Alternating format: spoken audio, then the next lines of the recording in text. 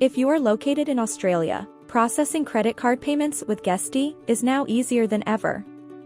You can now connect your Merchant Warrior account to Guesty, alternate between Merchant Warrior and Stripe, assign a specific account to each listing, and of course, process credit card payments.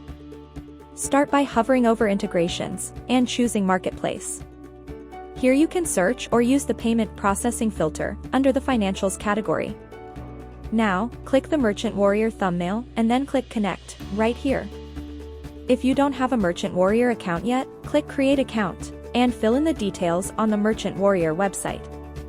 Once your new account is all set up and ready to go, Merchant Warrior will let you know you can connect it to Guesty. If you already have an account, simply skip to the next step. It's time to connect your account to Guesty, so go ahead and fill in all the details: your merchant name, your merchant UUID, your API key, and your API passphrase. You can find all those details on your Merchant Warrior dashboard. When done, simply click Connect. Feel free to follow these steps from the top to connect additional Merchant Warrior accounts to Guesty. Now that your account is connected, you'll be able to manage your auto payment rules, your automated and manual charges, your security deposit holds, and your refunds in Guesty.